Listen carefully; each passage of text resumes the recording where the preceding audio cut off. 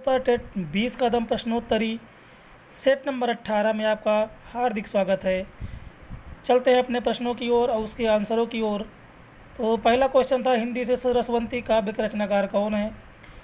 तो डिप्टी इन्हें कहते हैं, अधर का कवि कहते हैं। अब आप लोग इसको बताना कि ये किसकी उपाधि है। अगर नहीं आ रहा तो कमेंट करिए, आपको बता देंगे। केशव कहीं न जाई का कहिए पंक्ति है तुलसीदास जी की। गंगा लाभ होना का अर्थ है गंगा जी के पास पहुंच जाना, यानी मृत्यु को लाभ प्राप्त हो जाना। उत्स का पर्यायवाची क्या होगा? झरना, प्रपात, स्रोत, ये सब इसके पर्यायवाची हैं। निषिद्ध का विलोम क्या होगा? तो विहित। हाथी का एक बच्चा शब्द वाक्यांश के लिए से एक शब्द क्या होगा? तो कलभ। फूलों का गुच्छा कविता किसकी है? भारत हरिश्चंद्र की है। नाखून क्यों बढ़ते हैं? निबंध के लेखक कौन है? हजारी प्रसाद द्विवेदी। कुटज इन्हीं का है। तार सप्तक के संपादक कौन थे? 1943 में तार सप्तक आया था। अज्ञेय जी इसके संपादक थे। अज्ञेय जी की उपाधि है कठिन गद्य का प्रेत।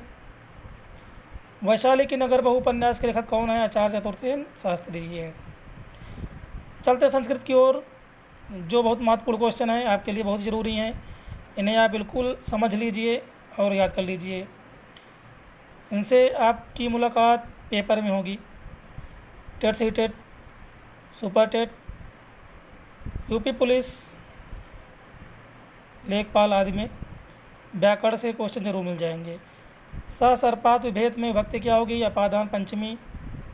रजते में संधि क्या होगी? गुण संधि होगी। याद कर लीजिए, बहुत महत्वपूर्ण है। संकुलाखंड शब्द में समास करो तत्पुरुष होगा। संबोधन कारक में विभक्ति संबोधन चा प्रथमा सूत्र से प्रथमा विभक्ति। श्रृंगाल का अर्थ क्या होगा? सियार। सप्तविंशत संख्या 37। सहसा विधि न क्रियाम सूक्ति कहाँ से? क्रियार्थोजनियम से। काव्यात्मा ध्वनि सूक्ति के आचार्य कौन है? आनंदवर्धन जी हैं। श्रुता शब्द में प्रत्यय क्या होगा? अक्कत। संस्मरण शब्द में अवसर क्या होगा? सम। अब चलते हैं आपके लिए बहुत ही महत्वपूर्ण 20 क्वेश्चनों की ओर।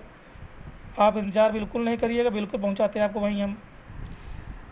ये रहे क्वेश्चन आपके सामने सेट नंबर 19 से। तो आप लोग समझ गए होंगे कि एक सेट में हम आंसर बताते हैं और अगले के क्वेश्चन देते हैं, फिर अगले सेट में उन्हीं क्वेश्चनों का आंसर देते हैं, फिर अगले क्वेश्चन देते हैं। तो यही क्रम हमारा चलता रहता है। जहाँ पर आपको समस्या हो आप देख लिया करिए। शिकार संस्मरण के लेखक कौन है? ये बताना है।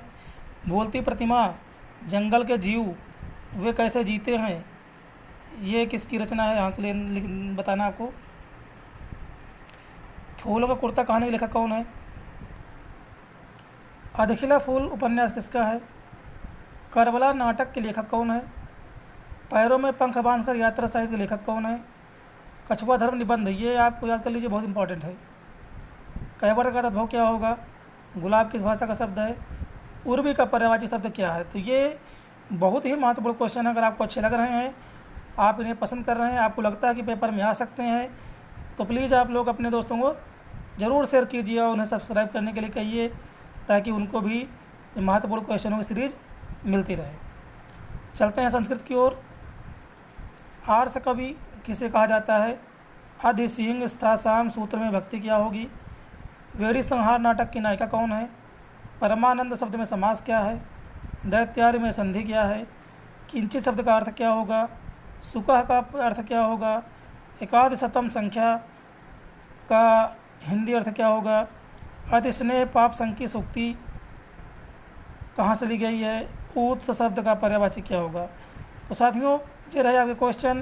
बिल्कुल 4 मिनट के अंदर ख़त्म कर दिए हैं 40 क्वेश्चन। आप लोग बताइए, 5 मिनट का ही ऐसा हो सकता है? बिल्कुल आपका समय बिल्कुल ना गंवाएं। आपके सामने प्रस्तुत कर दिए सारे क्वेश्चन और उनके आंसर। तो आप लोगों को प्रश्न जरूर अच्छे लग रहे होंगे। मैं इसी उम्मीद के साथ आगे बढ़ता हूँ। मिलूँगा आपसे अगले वीडियो में और इन क्वेश्चन को उत्तर आप जरूर दीजिए। नमस्कार साथियों, जय हिंद।